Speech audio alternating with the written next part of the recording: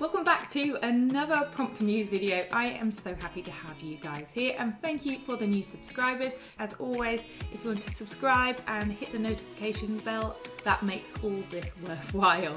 In today's video, we are going to be discussing the best way to write prompts and some of the bad ways to write prompts. This video is for beginners, but also if you've been using it for a while and you're a bit of a dab hand, this might give you some tips and advanced tricks that you can integrate into your prompts to get a better image and better result. So as I film this video, AI is still pretty new and you can find it on multiple platforms, and today I'm going to be using Midjourney.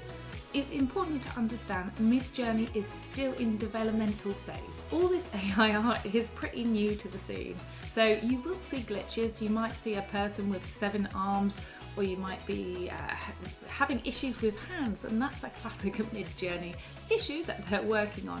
But the faces are absolutely stunning. So using Midjourney as a concepting tool is fantastic.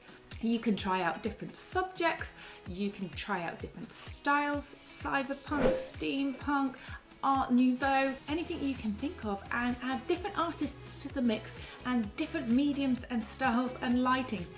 It blows my mind every time I use it, and it's only going to get better. This is an exciting time to come on board and learn how to write prompts. If you're thinking, oh, this sounds very complicated, I don't know where to start here.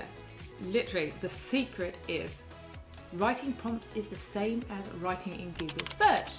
You are writing a text description of what you want to see and then hitting return, and then Midjourney brings you back an image result that it thinks you want to see based on your text description, exactly like a Google search.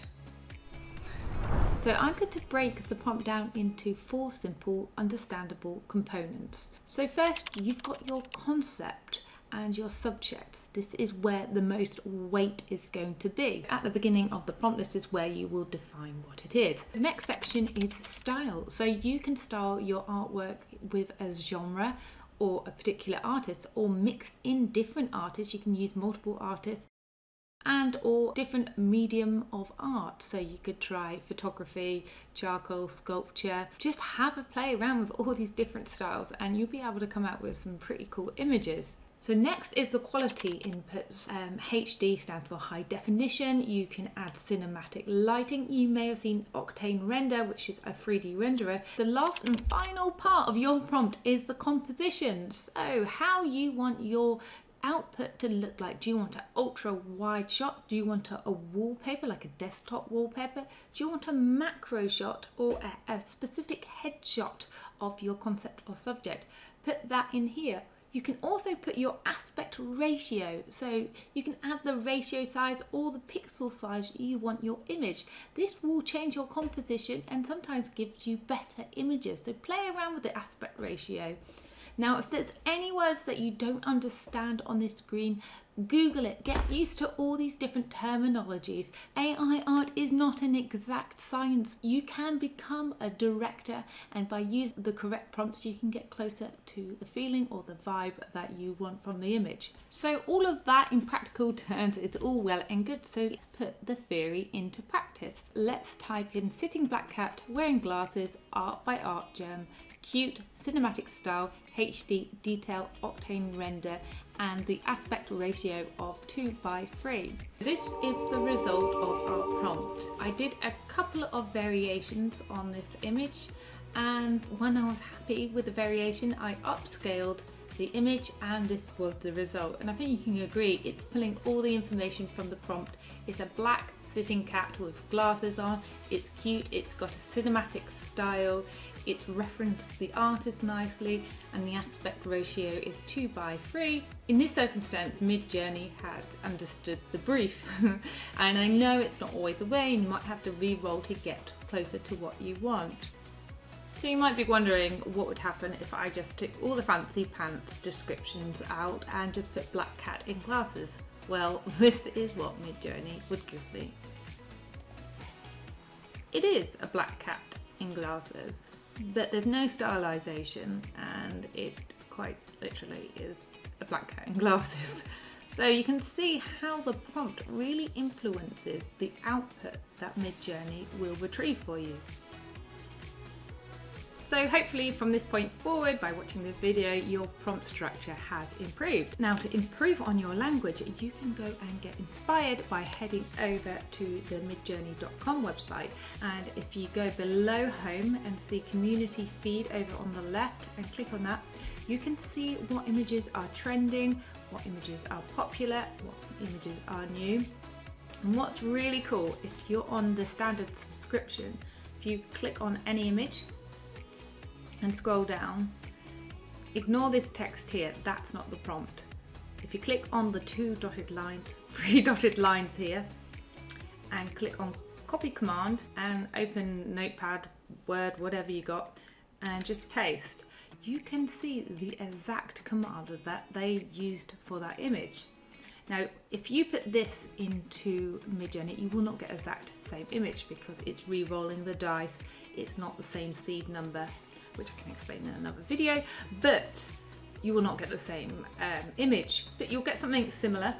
But you can see that they have used pretty much the structure that I explained earlier on in the video. So they've put their main concept subject, their artists, they've actually used the same artist reference, and what kind of design, what kind of quality they want from the image as well. You may notice no watermarks. So if you want to subtract something from your prompt, you put in no glasses, and that would remove the glasses from my cat. Or if you were doing a landscape, no trees, and that would remove all the trees from your image. So that is a pretty cool trick. They also don't want any borders, they don't actually want any signature on their image. As you notice, some images from Midjourney will show sort of a squiggly line, a signature, and you usually have to Photoshop those out, but if you request no signatures, your image won't have that in. So that's a really, really cool thing to learn as well.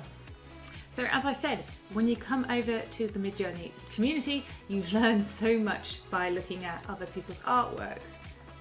So we've spoken about all the good things to put into your prompt and how to structure them. There are things that you should not include in your prompt, and those are banned words. You can go to the Midjourney Discord server, and on there you can find the rules channel, and on the channel the statement goes as follows: do not create images or use text prompts that are inherently disrespectful, aggressive or otherwise abusive. Violence or harassment of any kind will not be tolerated. No adult content or gore. Please avoid making visually shocking or disturbing content. We will block some text inputs automatically. So there you go, that's everything you need to know in a nutshell. But if you are still unsure, just head over to the rules section on the Discord server and you will find their terms and conditions. I try and keep these videos as bite-sized as possible because I know it is a lot to take in. And I do have other videos that expand further on prompts, but I hope with every video I do, I improve and get you the information that you need clearly and concisely. I would really, really appreciate it if you follow my channel and subscribe.